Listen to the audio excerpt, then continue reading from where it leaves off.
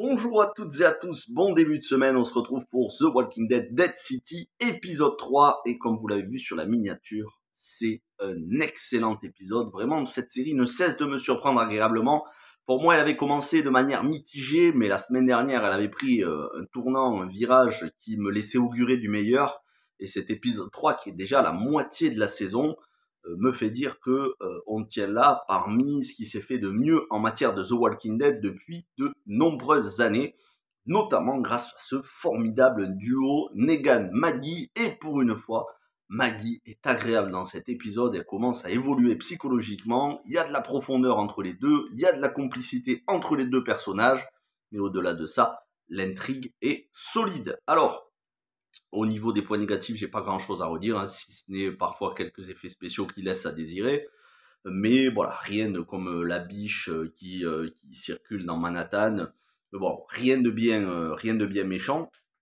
On peut dire que clairement c'est une relecture, pas un plagiat, mais une relecture de New York 1997 avec cette fois-ci le personnage joué par Zelko Ivanek, le croate, qui tient lieu et place du duc qui était joué par Quincy Jones, si je ne me trompe pas. Vous me direz ça dans les commentaires, mes souvenirs de New York 97 datent un petit peu, je l'ai pas revu depuis au moins 10 ans. Mais voilà, il y avait le duc et Snake Plissken devait aller sauver le président qui avait une mallette avec des codes, il me semble, nucléaires. Ici, le duc a été remplacé par le croate. Snake Plissken est remplacé par Negan et Maggie. Et l'objet, c'est pas le président, mais c'est Herschel. Alors, on reste quand même encore flou sur les chronologies. Ça, c'est quelque chose qui m'embêtait un petit peu. On en apprend un peu plus sur la chronologie.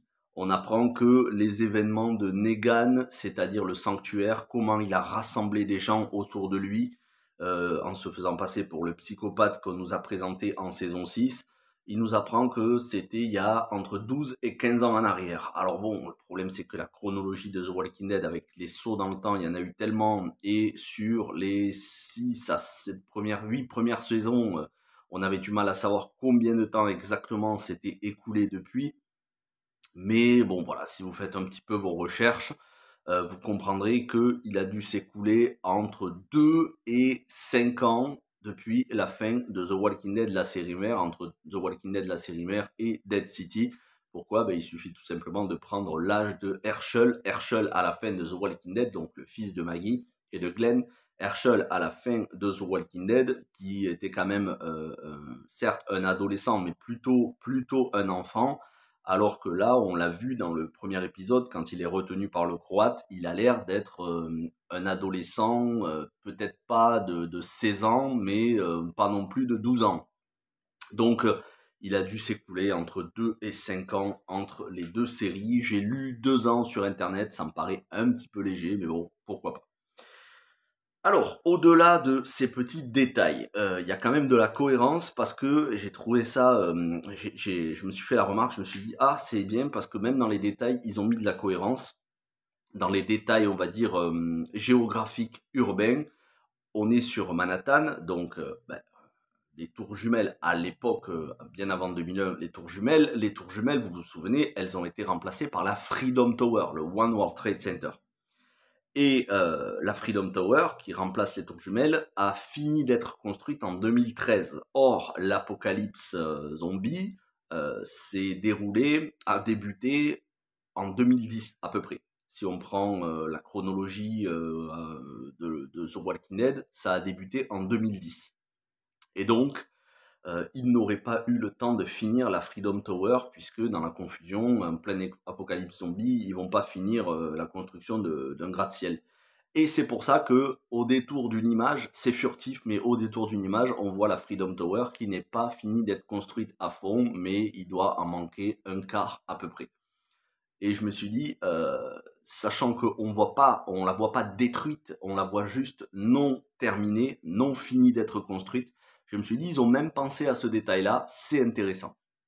Bon, le plus intéressant dans cet épisode, ça reste quand même Negan et Maggie.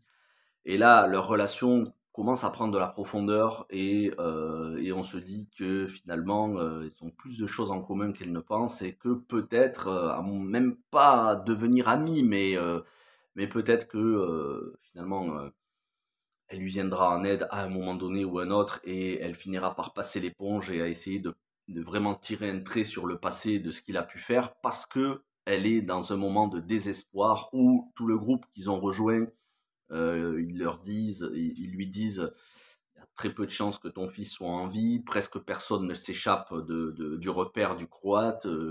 L'un d'entre nous a réussi, mais ça a été mission quasi impossible. Et elle commence à flipper, elle commence à désespérer. Et elle veut pas trop du réconfort de Negan, parce que Negan, on voit qu'il est compatissant à la douleur de Maggie. Et il vient, il lui dit, je peux écouter, moi je sais aussi me taire, je peux écouter. Et elle commence à se relâcher un petit peu et à lui confier que ça a été très difficile pour elle d'élever Herschel et que les dernières paroles qu'elle a eues avant qu'il soit enlevé par le Croate, c'était des paroles désagréables parce qu'elle s'est pris la tête avec son fils, les problèmes de l'adolescence. Et Negan l'écoute. Elle lui dit aussi que tous les souvenirs qu'elle a de sa famille sont dans une boîte, puisqu'on voit la montre de Herschel, son père, qu'on avait vu, il me semble, dans la saison 4. C'est la montre qu'il donnait pour le mariage quand il mariait sa fille à Glenn dans la prison. On voit un portrait de Glenn dessiné et on voit quelques photos qui ont dû être prises, probablement vu comment elles sont vieilles, même avant l'apocalypse zombie. Donc tout ça, elle l'a dans une boîte qu'elle a sur elle, mais elle dit c'est difficile parce que je tenais grâce à mon fils, quoi. Et si mon fils est plus là, je sais plus quoi en faire. Et Negan lui raconte, et là c'est bien parce qu'on n'avait pas eu l'explication dans le premier épisode, enfin on l'a. Negan lui raconte pourquoi il n'est pas avec sa femme Annie qu'il a rencontrée en saison 11 et leur fils Joshua en saison 11. Annie était enceinte de Negan. Annie, c'est la femme Black qu'il avait rencontrée dans le courant de la saison 11, durant un time jump où il était libre et pendant ce temps, tous les autres étaient au Commonwealth. Et apparemment, il a eu un fils qu'il a appelé Joshua. Et un jour, donc, ils étaient à New Babylon. Il faudra qu'on en sache un peu plus quand même dans la série sur cette ville, parce que pour l'instant, c'est un petit peu flou autour de New Babylon. Quand est-ce qu'ils sont arrivés là-bas? Quand est-ce que ça a été construit? Est-ce que c'est loin du Commonwealth? Est-ce que c'est loin de la colline? Bon, voilà, il faudra qu'on nous en dise un peu plus. Mais il était à New Babylon avec sa femme et son fils. À un moment donné, sa femme et son fils se sont absentés et elle est pas revenue. Il a conclu qu'il y avait un danger, il a essayé de la chercher et il a vu qu'elle avait été tabassée, volée, probablement violée aussi, puisqu'on voit que Negan, il a du mal à en parler et qu'il a les larmes aux yeux quand il en parle. Mais il les a mis dans un wagon et ils sont partis pour l'Indiana, je crois, ou le Missouri, je ne sais plus. Et Maggie lui dit comment tu fais pour tenir? Elle lui dit c'est grâce à l'espoir. Et ils lui disent pour ça que je suis convaincu que Herschel est toujours vivant. Accroche-toi à cet espoir-là. Et on voit le visage de Maggie qui change à l'égard de Negan. Et elle se dit en fait il est beaucoup plus humain que ce que je pensais. Sachant que il lui dit j'ai retrouvé les agresseurs de ma femme et en gros je les ai tués, quoi, je les ai tabassés à mort. Et il lui dit tu me connais bien Maggie. Il lui dit j'avais même pas envie de les tuer mais je l'ai fait. Je suis retourné à mon instinct primaire, quoi, à mon instinct sauvage. Et il lui dit tu me connais bien. Et Maggie, elle s'aperçoit que Negan, il lutte lui-même contre ses démons intérieurs, c'est-à-dire que il aime pas être violent, mais il a des pulsions violentes. Et elle s'aperçoit que voilà, il est très humain malgré tout, et il essaye de la réconforter parce que lui-même, c'est un père. Et je pense que le regard de Maggie est en train de changer en bien sur Negan. En tout cas, ça fait plaisir à voir dans cet épisode pour une fois, elle lui mette pas des tacles sans arrêt en lui rappelant qu'il a été un monstre et tout. Parce que bon, il serait quand même temps de tourner la page. Negan, c'était pas que un monstre, loin de là. Et autre chose de très intéressant, c'est quand tout ce groupe décide de finalement malgré toute leur réticence, d'aller aider Maggie à rentrer dans le repère du Croate et à combattre le Croate. Ils ont des doutes et Negan raconte l'histoire. Il raconte son histoire, mais il leur dit pas que c'est son histoire. Il lui dit, je connaissais un chef comme ça, de groupe, qui qui se faisait passer pour un psychopathe et qui formait des gens autour de lui pour défendre leurs biens dans un lieu qu'il avait appelé le sanctuaire. Maggie comprend très bien de quoi il parle. Et tout ça pour dire aux gens, il faut y aller. Et les gens disent, mais comment ça s'est terminé? Et il dit, il a perdu et les gens qu'il rackettait et qu'il oppressait ont gagné. Et Maggie sait très bien de quoi il parle. Il est en train de parler de lui dans les événements de la fin de saison 8. Donc on voit qu'ils se souviennent de ça, on voit comment ils se considèrent, comment ils considèrent en fait le fait que Rick, Michonne et tout le monde ait gagné à la fin de la saison 8. Et c'est excellent d'avoir fait ça en fait. Il parle de lui comme d'un ancien personnage au passé qu'il n'est plus du tout, même s'il est encore un petit peu par moment. Il y a ce côté violent qui ressort notamment à la fin de l'épisode.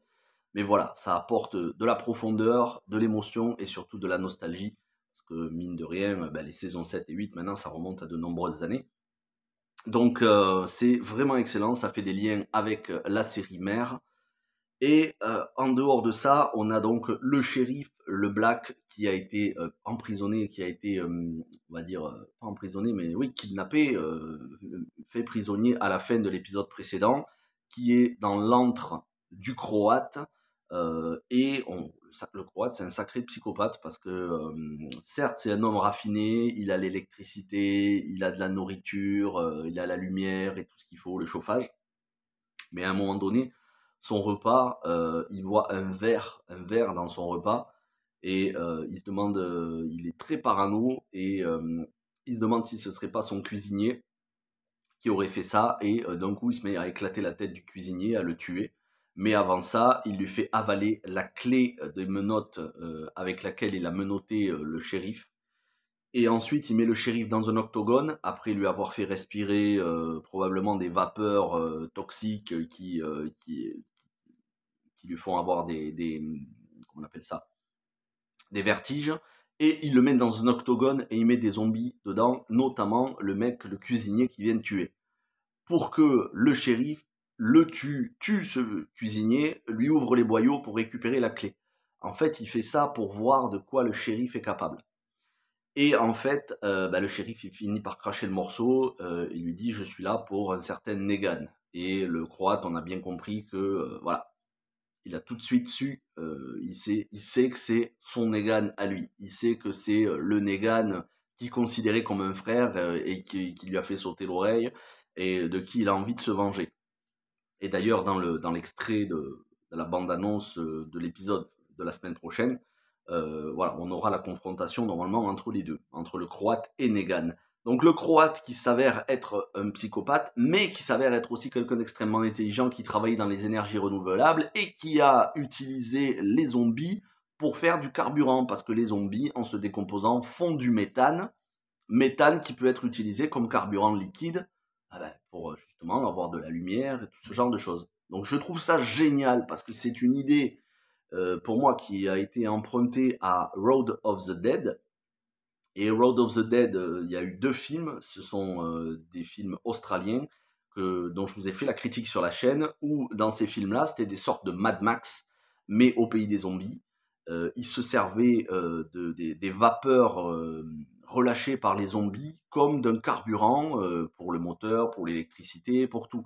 Donc c'est une idée qui aussi avait germé dans The Walking Dead World Beyond. On pouvait se servir de la décomposition des zombies pour faire en sorte d'énergie renouvelable.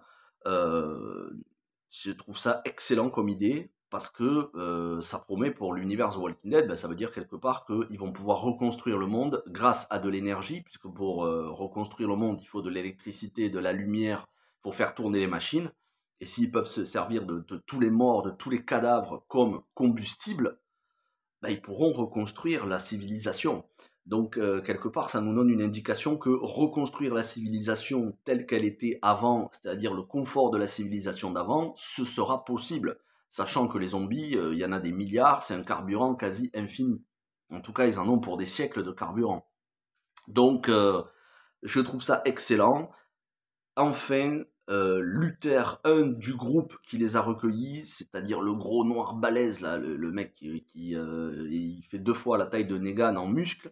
Lui, il persuade pas Negan, mais d'une manière mais absolument pas bonne. Il veut pas du tout de Negan dans le groupe et malgré le fait que tous les autres ont accepté Maggie et Negan et ont accepté de les aider, lui, il lui dit à Negan, vous avez jusqu'à cette nuit pour vous barrer, sinon tu vas avoir affaire à moi. Et Negan lui dit, on peut discuter. Il lui dit, je vais pas me laisser menacer. On peut discuter. L'autre, il dit, non, non, on peut pas discuter. Et il commence à agresser Negan. Negan lui bousille la tronche avec une râpe à fromage. Bien aimé ce passage. Et l'autre tombe en arrière et il s'éclate le crâne et il meurt avec flaque de sang. Et Negan, Negan il cache ça à tout le monde. C'était pas son intention de le tuer. Bon, faut dire que c'est quand même l'autre qui a commencé à agresser Negan en premier, sachant que Negan, lui, il voulait pas lui faire de mal, il voulait vraiment négocier, il voulait vraiment discuter. L'autre voulait pas discuter. Comment va réagir le reste du groupe qui ont décidé d'aider Negan et Maggie à entrer dans le repère du Croate pour sauver Herschel? Est-ce que finalement, ils vont dire, ben non, vous avez tué l'un des nôtres, on vous tourne le dos, voire on vous livre aux Croates? Ça, on le saura dans les prochains épisodes. Et enfin, en parallèle à ça, il y a les flashbacks de Negan et de Ginny, cette petite qu'il a confiée à Maggie, qu'il a confiée à sa colonie, et cette petite qui s'est enfuie de la colonie l'épisode précédent, et qui, on le voit, est très débrouillarde, et a réussi à retrouver les traces de Negan et à entrer dans Manhattan, notamment grâce à une barque improvisée. On voit que du temps où elle était avec Negan, Negan avait vraiment un instinct paternel avec elle, il avait vraiment beaucoup d'affection pour cette petite, et elle pour Negan, et à un moment donné, elle avait perdu une peluche, et Negan lui avait retrouvé. Et cette peluche qu'elle a avec elle, à un moment donné, elle l'a fait tomber, et il y a quelqu'un du groupe de ceux qui sont avec Negan et Maggie qui retrouve cette peluche, et Maggie voit cette peluche et reconnaît tout de suite cette peluche.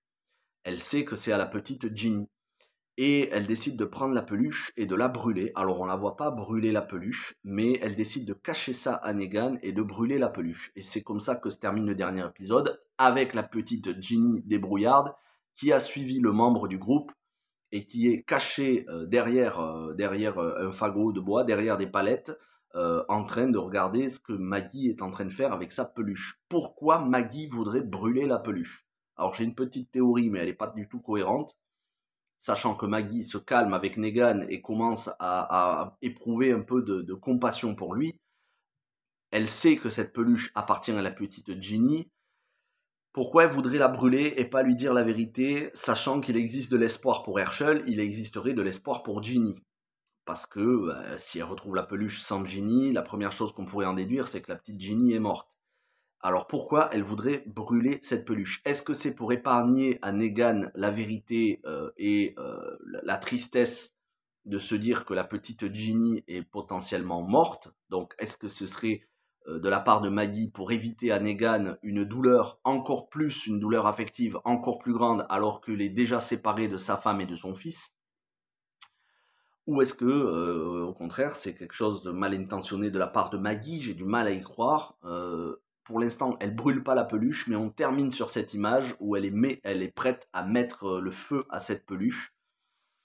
Est-ce que Negan va débarquer? Est-ce que la petite Ginny va dire non, non, je suis vivante, c'est à moi? Et à ce moment-là, elle va expliquer, je me suis enfui de la colonie pour retrouver Negan. Tout ça, on le saura dans le prochain épisode.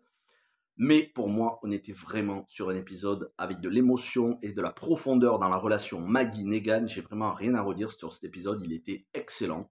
Si tous les autres épisodes, les 3 derniers, sont aussi bons, on aura quand même un des meilleurs spin-offs The Walking Dead. Là, on est très largement au-dessus de Fear the Walking Dead quand même, il faut le dire. En tout cas pour les saisons 5 à 7. La saison 8, je ne l'ai pas encore faite. Mais on est très largement au-dessus de Fear the Walking Dead. Pour moi, on est parmi les meilleurs épisodes des dernières saisons de The Walking Dead. Voilà.